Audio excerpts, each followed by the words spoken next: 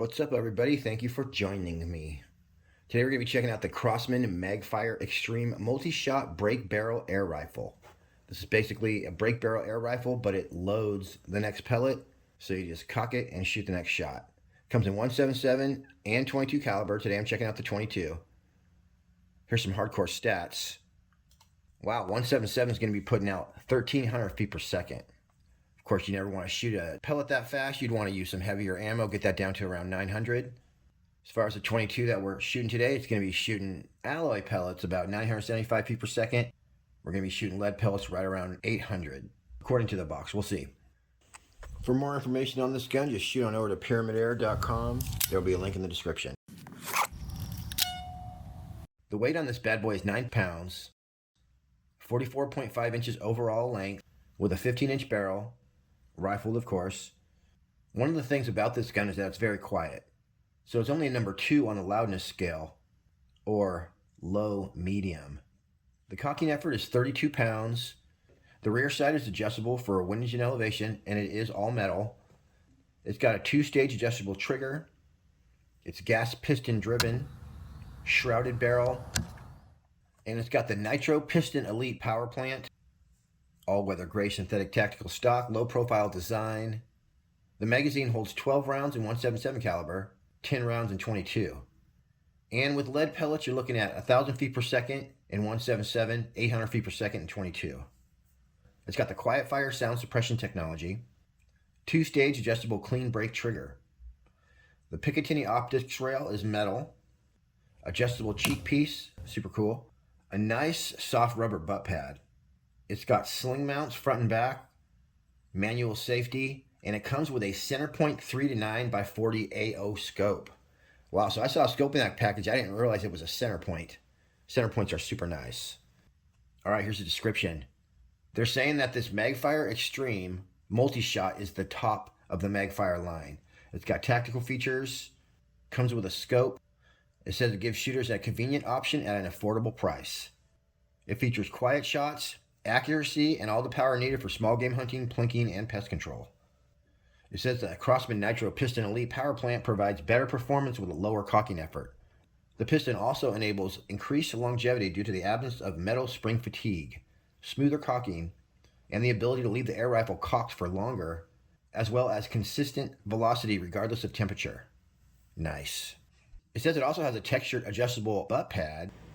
I really enjoyed plinking with this gun and filming this whole review without having to worry about air. So yeah, this gun has open sights and you can throw a scope on it too. Here we go. One thing that's very important about spring guns is that you never want to pull the trigger without a pellet in the gun. Firing a spring or piston driven gun without a pellet loaded can damage it. If it happens once or twice by accident, that's okay. But it's not like a PCP that you can dry fire without damage.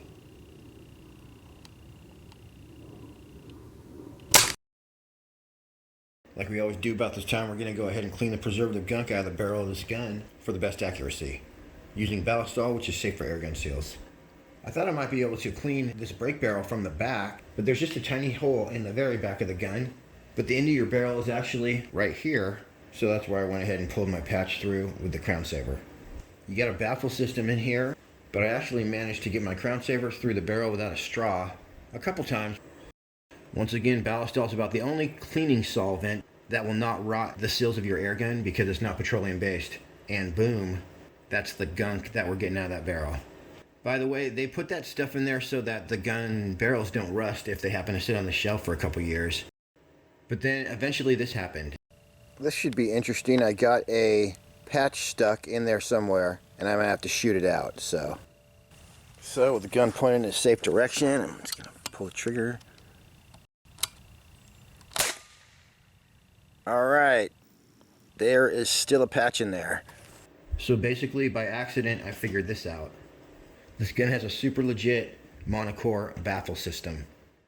Oh, this is awesome. My whole baffle system comes out at one piece. Oh, nice. Oh, look at that. Whoa.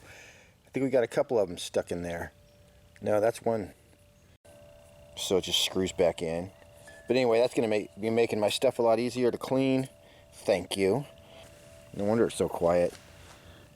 Now I got a good shot of my barrel down there. Hello. And there's your rifling too. So I finished cleaning my gun. Actually got it really clean. I screwed my monocore baffle system back in. I didn't have the right tool, so I just scratched the front up a little bit. But it screwed back in perfectly with the dots going straight up and down. I used to use CenterPoint scopes back in the day when I actually used to buy springers and stuff from the sporting goods stores, so I know firsthand that they're good scopes. That's a clear cover right there. Beautiful. Wow, looks like we got parallax. 25, 50, 75. Wow. Parallax out to 300 yards and as close as 30 feet. Awesome.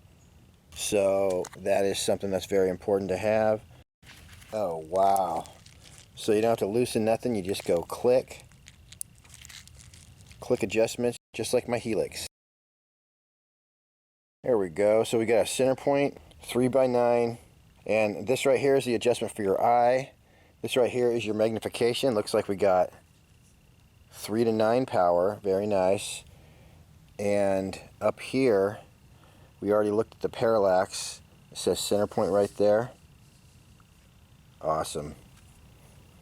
And this is your parallax. You're going to tune that into whatever you're shooting. This kind of focuses your picture. This, you're supposed to aim your scope at the sky and focus your crosshairs against the blue sky.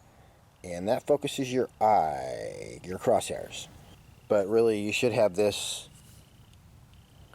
where it says of what you're shooting. So, and what that makes it is that if I have this on 50 and I'm shooting at 50 yards, then when I move my eye, the crosshairs won't move.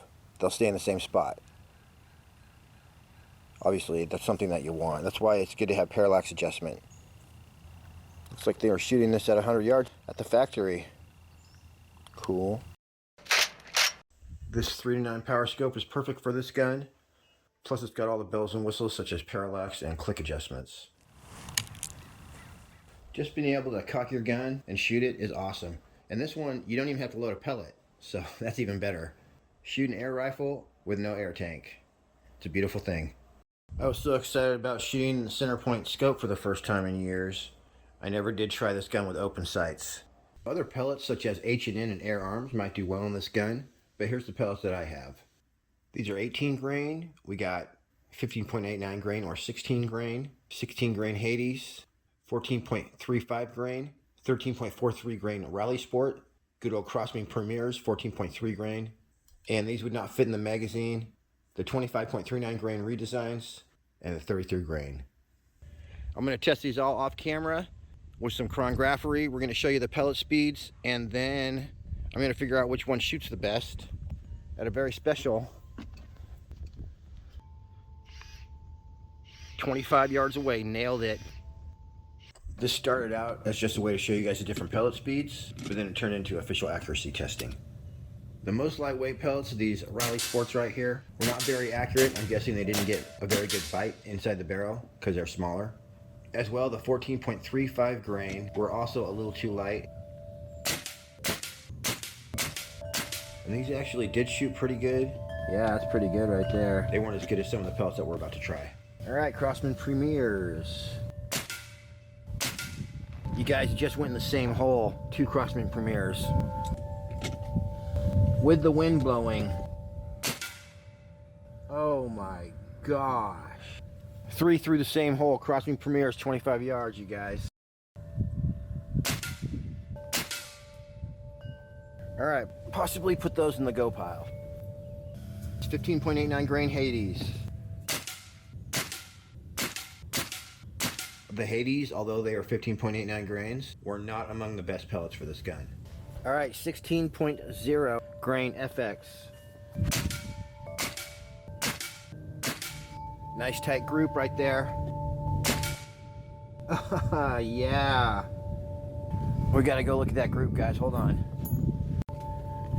6.99 with the FX 16 grain. Check this out. That is just a super tight quarter 5. And then this right here was the Crosman Premier. 3 through 1 hole, but then 2 outsiders. Could have been me, but that's definitely not as good as this. That's a 1/2 inch bullseye right there. So yeah, super tight quarter, 25 yard with a 16.1 grain FX. And here we got the JSB Reds, 15.89 grain. All right, we just did the exact same thing with the 15.89 grain. So this thing's 11-16 grain ammo. Right here we have the 18.1 grain FX pellets. The Devil's Pellet.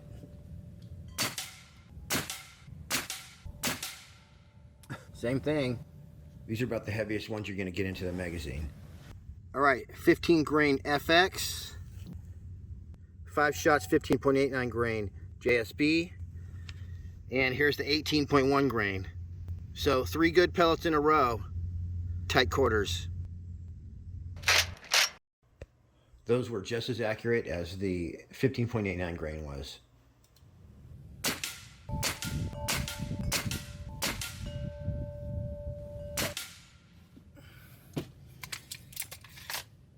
I'm gonna say no on these 18 grain reds.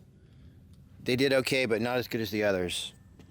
Also, this is my first time really shooting a Springer in years, and so I'm not an expert at shooting Springers either, but I'd say that's pretty good.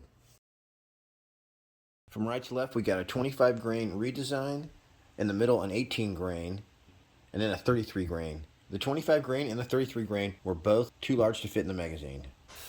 Okay, the way that you load this magazine is you have this part, you can see right there, there's a 9 right there. You have this part facing towards you. Super easy, you just drop a pellet right in there, and then you're going to rotate it forward, 1 click. The 33 grain, you can see I can't even get it in the magazine. So the 25 grain will like fit in there, but it will not rotate. The way you rotate it is like this. Just give it a click like that.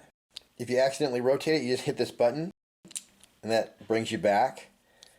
Now at the end of your magazine, you have to leave an open space. So we're going to say we loaded them all up here.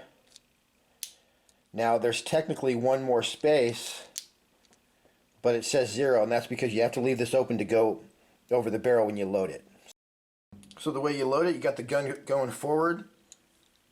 You take the side with the numbers, just slide it right in there, and snaps right in like that. Once again, you got your little notchy things going forward, the numbers going back, and you can actually see right over the top of the magazine your shot number. 18.1 grain, 16 grain, and 15.89 grain all did pretty good. These were the tightest though, so I'm gonna shoot these. All right, it's getting super breezy, but I'm not gonna let that stop me. Right here, we're still set up at 25 yards, and I just put some new stickers on the board. 25 nailed it. All right, we got a few more in this magazine. Let's shoot them.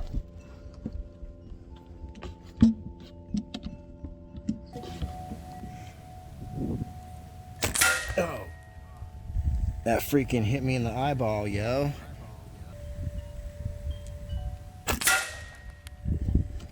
Due to the little bit of recoil that this gun has, this bolt in the back of my side shot right here, it's about 2 inches back from the end of the scope. It was hitting me in the face every time I shot.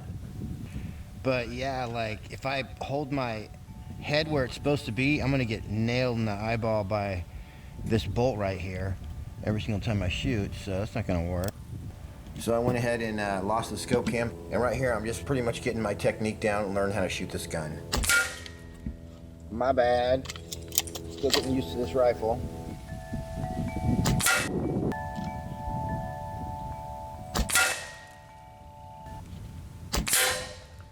Yeah, okay, yep, you gotta let it jump straight back. So that's what I did on that last shot. Let's see if I can do it again.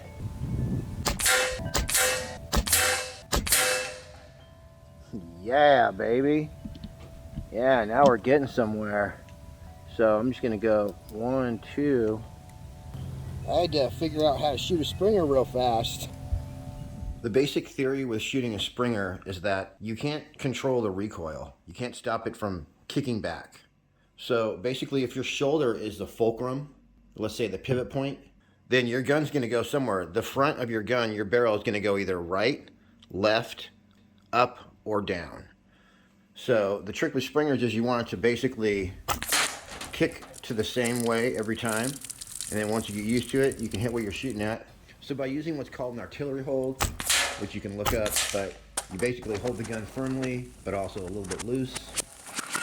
And when you pull the trigger, you just allow the gun to travel straight backwards. So once you practice that and get it down, you'll be able to shoot your springers a lot more accurately. For the gold.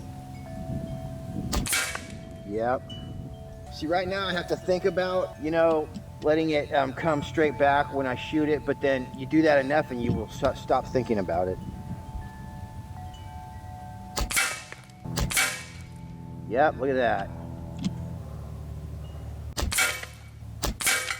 Yeah, I got this down. All right, these explosions could be pretty big, so we got to give it a little bit of room here to catch it all. There we go, I should do.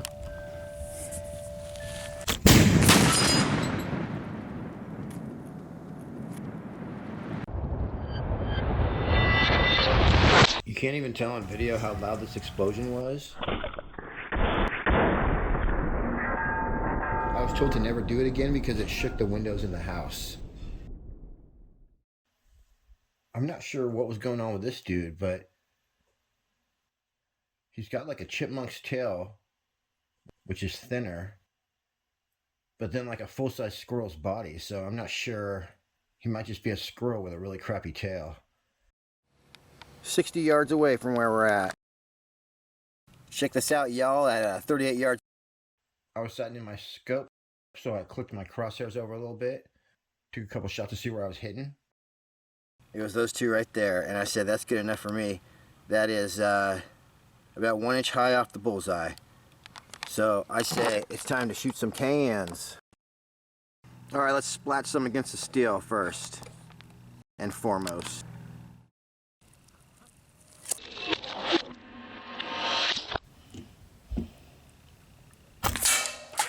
That was cool.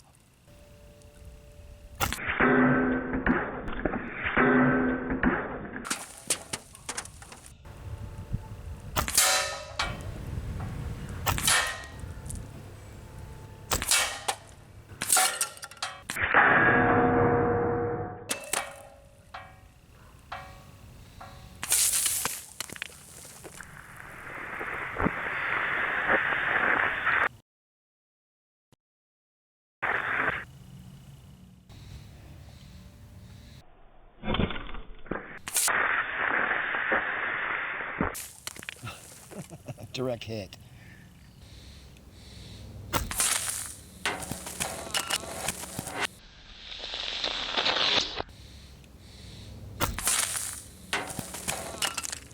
But I think my camera's covered in depth right now, so let me go take care of that.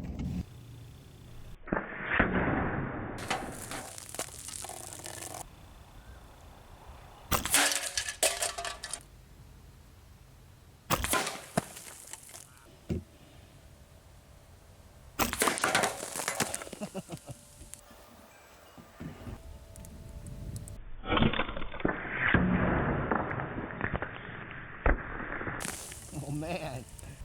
Sure, my camera screen is like covered in ginger ale already. Wow. This thing just hits cans square on every time. Wow. At 40 yards. So yeah, I had a great time plinking with the Magfire Extreme. Great little Springer with the self-loading magazine and all that. Definitely a cool gun. Alright, that's it for me on this one. We'll be back at you next week with a 10-meter Crosman. Sells for $1,000. So I'm looking forward to shooting that this week. I appreciate y'all tuning in. Happy shooting. We'll see you on the next one.